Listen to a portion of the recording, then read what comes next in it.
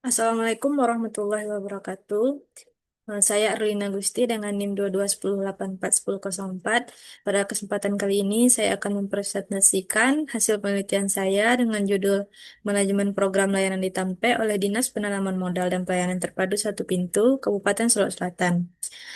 Pertama, yang saya hormati Bapak Ketua Penguji, yaitunya Bapak Muhammad Iksan Kabullah SIP MPA, dan selanjutnya Sekretaris Penguji yaitu Bapak Dr. Edi Hashimi MSI, dan juga anggota penguji yaitu Ibu Rati SAP MAP. Selanjutnya yang saya hormati dosen pembimbing satu yaitu Bapak Dr. Malse Yulivestra SSMAP, dan pembimbing 2 yaitu Ibu Anissa Aulia Putri SAP MAP. Baiklah, eh, lanjut pada pendahuluan, di mana penelitian ini dilatar belakangi dari mengulik kembali pelayanan publik yang merupakan fungsi utama dalam pemerintahan untuk memenuhi kebutuhan masyarakatnya, seperti perizinan, administrasi kependudukan, dan pelayanan sosial. Pelayanan yang berkualitas haruslah mudah diakses, responsif, transparan, dan memberikan kepastian kepada masyarakat.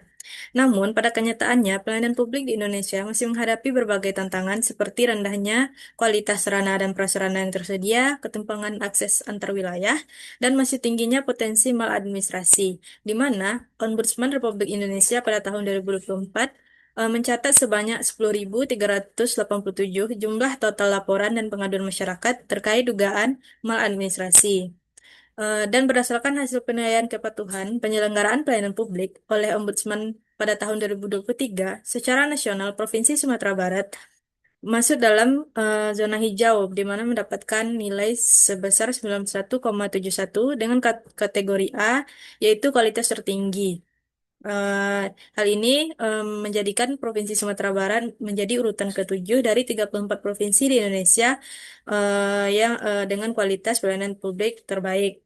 Namun, berdasarkan laporan ini, terdapat salah satu kabupaten di Provinsi Sumatera Barat, yakni Kabupaten Solok Selatan, yang masih menjadi satu-satunya kabupaten di Provinsi Sumbar yang memperoleh nilai B. Eh, Hal ini dilatar belakangi salah satunya adalah karena kualitas pelayanan publik di Sulawesi Selatan sulit ditingkatkan karena terdapat beberapa kendala, yang mana salah satunya Kabupaten Sulawesi Selatan memiliki wilayah yang luas, yakni sebesar 3.346,20 km persegi. Eh, dengan hal ini, dia berada di urutan ketujuh terbesar, yaitu kabupaten terluas yang ada di Provinsi Sumatera Barat. Sebagian besar wilayahnya, yaitu sebanyak sekitar 41,93%, merupakan kawasan hutan lindung, sehingga pemukiman tersebar jauh antar kecamatan dan nagari. Hal ini menyulitkan optimalisasi pelayanan. Selain itu juga, Kabupaten Sulawesi Selatan mengalami kendala akses infrastruktur baik jalan maupun jaringan internet yang belum memadai di beberapa daerah ataupun nagari. Berikut merupakan grafik jumlah titik blank spot atau daerah yang belum memiliki jaringan internet pada tahun 2021 dan sampai 2023 di Kabupaten Solok Selatan, yang mana pada tahun 2021 masih terdapat 85 daerah yang tergolong blank spot, namun sampai pada tahun 2023 sudah menurun menjadi 36, namun jumlah ini masih tergolong tinggi. Kemudian, untuk menjawab permasalahan ini, pemerintah daerah dalam hal ini DPMPTSP Kabupaten Sulawesi Selatan membentuk suatu program atau inovasi yang disebut dengan program layanan di Tampe yang disingkat dengan program LAPE, yaitu program ini merupakan layanan perizinan jemput bola yang ditujukan untuk mempermudah masyarakat, khususnya pelaku usaha dalam memperoleh layanan perizinan dasar melalui pendekatan pelayanan yang mendatangi langsung nagari atau kecamatan ini.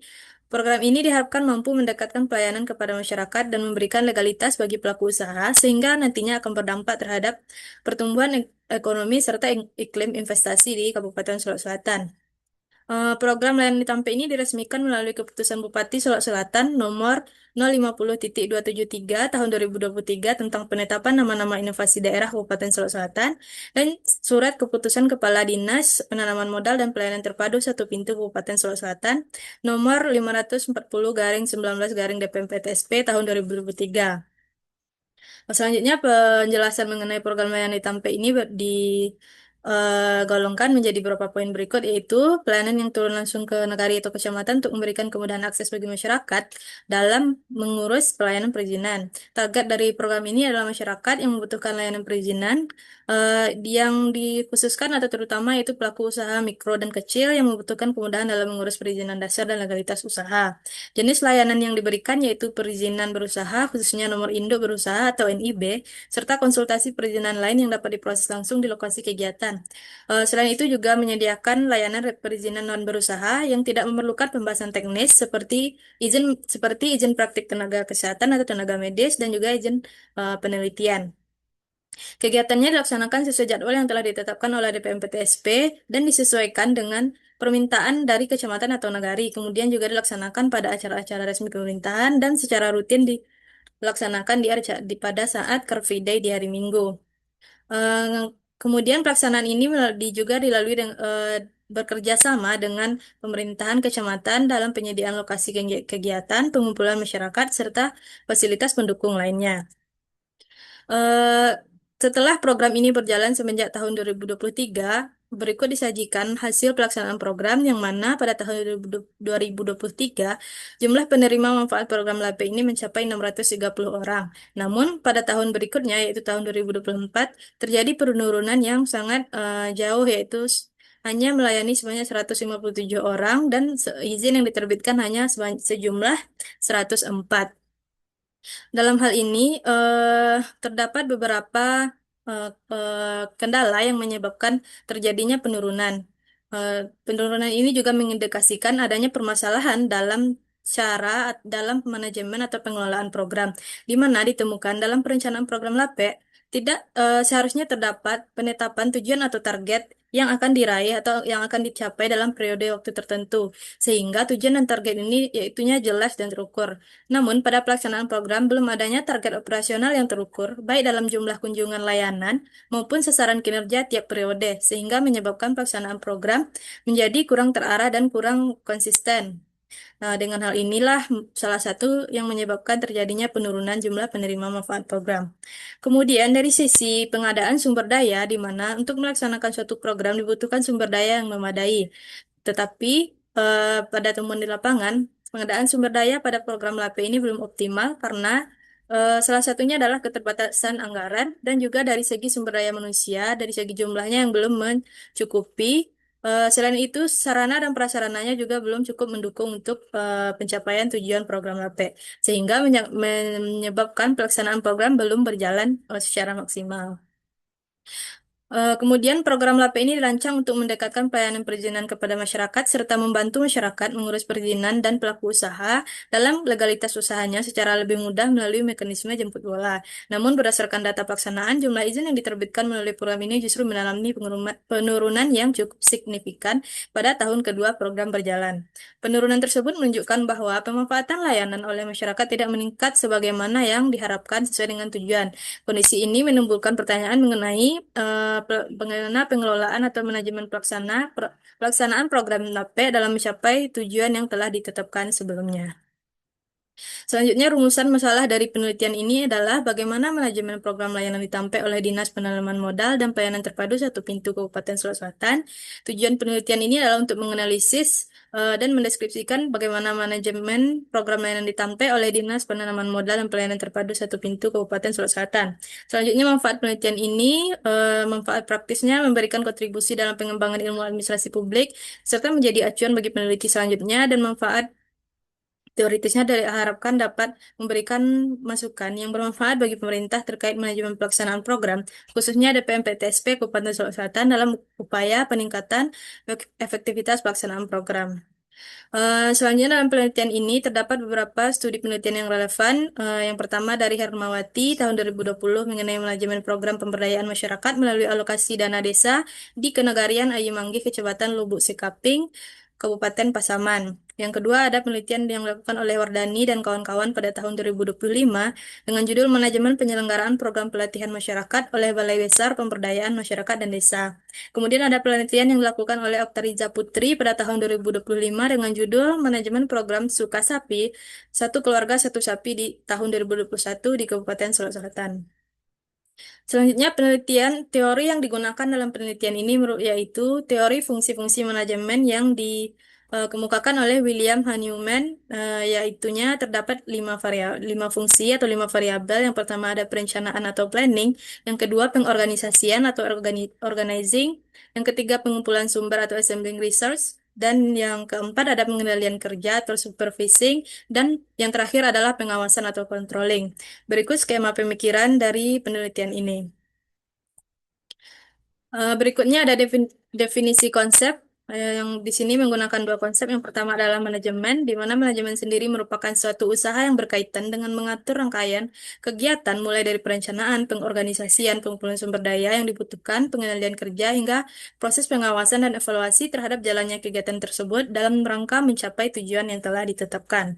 Yang kedua ada program LAPE, di mana program LAPE ini merupakan program dari DPMPTSP Kabupaten Sulawesi Selatan yang merupakan layanan perizinan jemput bola, khususnya pengurusan nomor induk berusaha, yang bertujuan untuk mendekatkan pelayanan kepada masyarakat dengan turun langsung ke nagari atau kecamatan, serta saat event resmi pemerintahan, serta pada acara Car Free Day, sehingga dapat mengatasi kendala jarak, keterbatasan jaringan internet, dan kurangnya pemahaman masyarakat tentang teknologi digital dalam pelayanan. Berikut definisi operasional dari penelitian ini, di mana pada perencanaan atau planning terdapat empat indikator. Yang pertama penentuan tujuan dan target dengan cara mengukur sebagai berikut, dan juga indikator kedua adalah kebijakan, yang ketiga program, dan yang keempat metode, prosedur, dan waktu. Yang kedua ada pengorganisasian atau organizing. Terdapat dua variabel, yaitu pengelompokan kegiatan serta penugasan dan pelimpahan wewenang dengan cara mengukur sebagai berikut. Dan yang ketiga ada pengumpulan sumber atau assembling research, di mana terdapat 6 variabel, di mana ada sumber daya manusia atau money atau dana atau anggaran. Selanjutnya method, yaitu cara yang digunakan, dan juga materials, di sini diartikan sebagai sarana dan prasarana.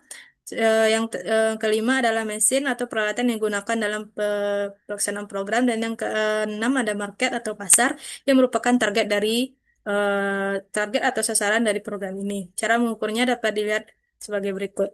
Dan indikator yang keempat adalah variabel keempat, yaitu pengendalian kerja atau supervising, yang terdapat 3 indikator, yang dimana ada pelaksanaan bimbingan kerja, yang kedua ada mengadakan koordinasi, dan yang ketiga memelihara hubungan kerja. Cara mengukur dapat dilihat sebagai berikut.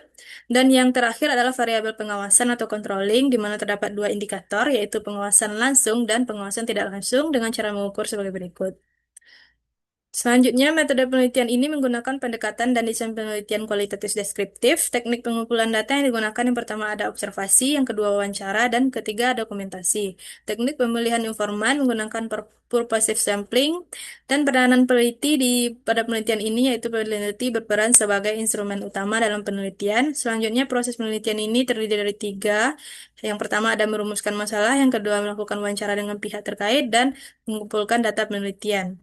Unit analisis dari penelitian saya adalah lembaga, yang dimana di sini adalah Dinas Penanaman Modal dan Pelayanan Terpadu Satu Pintu Kabupaten Sulawesi Selatan. Teknik analisis data yang digunakan, yang pertama reduksi data, yang kedua penyajian data, dan yang ketiga penarikan kesimpulan dan verifikasi. Untuk teknik keabsahan data menggunakan triangulasi sumber.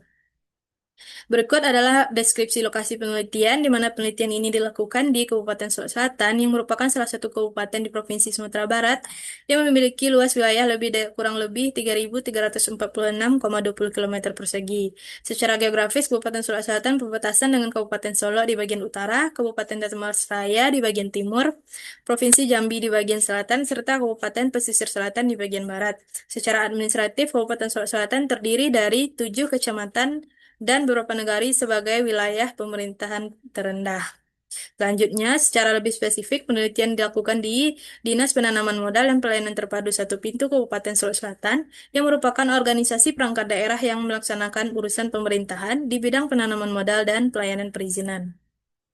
Selanjutnya, termasuk pada hasil temuan dan analisis data. Yang pertama untuk fungsi manajemen perencanaan, Yang pertama, indikator pertama yaitu pada penetapan tujuan dan target, di mana penetapan tujuan dalam program layanan di TAMPE atau LAPE telah dirumuskan dengan jelas. Namun, penentuan tujuan hendaknya juga diikuti dengan adanya target yang terukur sebagai acuan pelaksanaan program. Tetapi dalam pelaksanaan program LAPE belum adanya target operasional yang jelas dan terukur, baik itu dalam berapa ditetapkannya jumlah kunjungan layanan maupun capaian kinerja tiap periode, sehingga pelaksanaan program menjadi kurang terarah. Hal ini yang tadinya menyebabkan penurunan pelaksanaan penerima manfaat program dan juga jumlah kunjungan ke nagari atau kecamatan pada tahun 2024. Dengan tidak adanya target ini, program pelaksanaan program menjadi kurang konsisten. Selanjutnya, yang indikator kedua adalah kebijakan. Program HP telah memiliki dasar kebijakan yang cukup jelas, baik secara administratif maupun operasional.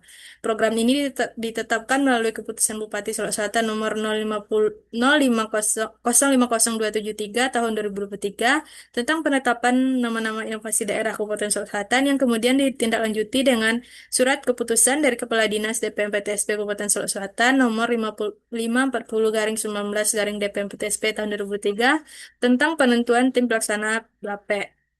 Selain itu, pelaksanaannya juga sudah mengacu pada dokumen standar operasional atau SOP dari program ini yang dikeluarkan oleh DPMPTSP. Indikator ketiga yaitu program. Program LAPE sejak tahap perencanaan telah dikonsepkan dengan langkah yang cukup konkret. Sasaran program adalah masyarakat Kabupaten Sulawesi Selatan yang membutuhkan layanan perizinan, khususnya pelaku usaha mikro dan kecil yang belum memiliki perizinan dasar, yaitunya nomor induk berusaha. Program ini didukung melalui kebijakan pembentukan tim berdasarkan SK Kepala Dinas, dilaksanakan sesuai dengan prosedur yang telah ditetapkan, kemudian didanai melalui dan DPA DPMPTSP untuk mendukung operasional kegiatan. Yang selanjutnya untuk indikator keempat, menentukan prosedur dan waktu. Pada pelaksanaan program LAPE telah memiliki mekanisme prosedur yang jelas yang diawali dari permintaan dari pihak kecamatan atau nagari, kemudian ditindaklanjuti oleh DPMPTSP hingga pelaksanaan di lapangan.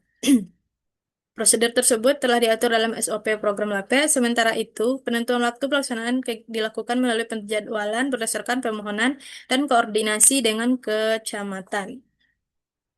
Selanjutnya pada fungsi pengorganisasian atau organizing, dilihat dari indikator pertama yaitu pengelompokan kegiatan, di mana dalam program LAPE telah dilakukan melalui pembentukan tim pelaksana yang ditetapkan melalui SK Kepala Dinas yang melibatkan unsur internal khususnya bidang PTSP sebagai pelaksana utama serta unsur kecamatan sebagai pendukung kegiatan di lapangan. Kegiatan program juga telah disusun berdasarkan tahapan pelaksanaan mulai dari permintaan, persiapan, hingga pelaksanaan dengan pembagian tugas yang jelas seperti operator sistem, dokumentasi, dan pelaporan. Hal ini menunjukkan bahwa pengelompokan kegiatan telah dilakukan secara terstruktur dan sesuai dengan fungsi masing-masing.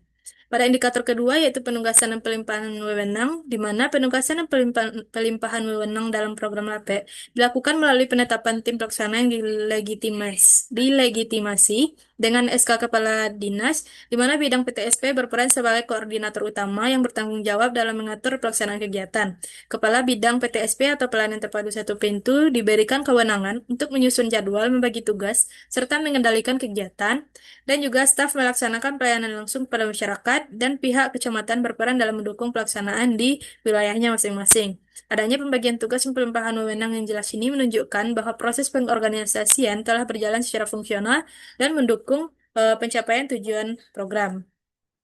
Selanjutnya untuk variabel atau fungsi ketiga yaitu pengumpulan sumber atau assembling research, di mana pada sumber daya manusia dalam pelaksanaan program LAPE, sumber daya manusia berasal dari pegawai internal yang tergabung dalam tim pelaksana, namun lebih dikhususkan dari bidang PTSP yang hanya berjumlah 7 orang, yang berarti masih terdapat kekurangan sumber daya manusia dalam mendukung pelaksanaan program ini. Hal ini menunjukkan bahwa pengelolaan sumber daya manusia belum sepenuhnya optimal.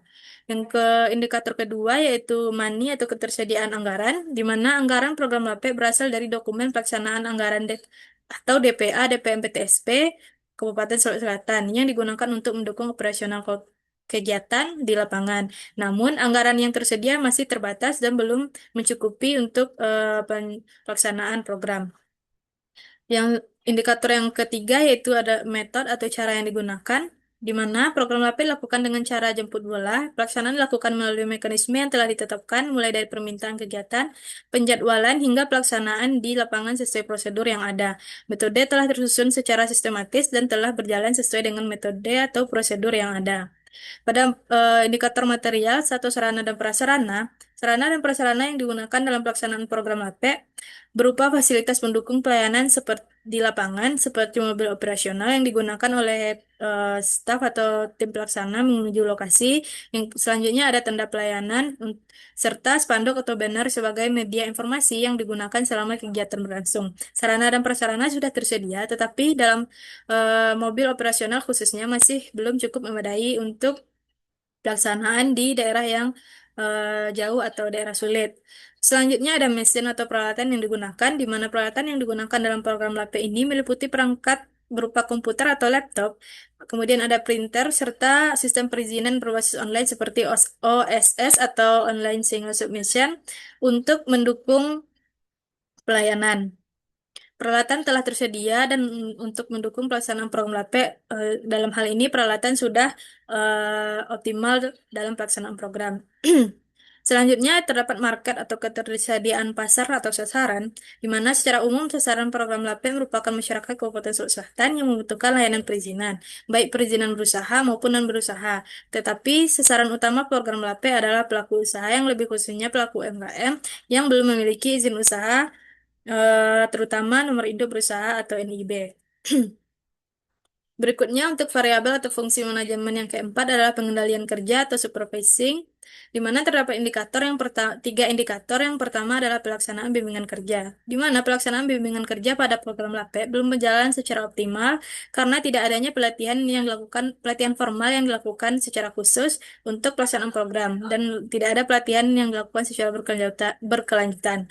Kegiatan hanya dilakukan pada awal program dilaksanakan dalam bentuk bimbingan teknis dan sekaligus sosialisasi program, sehingga peningkatan kemampuan lebih banyak mengandalkan inisiatif belajar dari pihak pelaksana.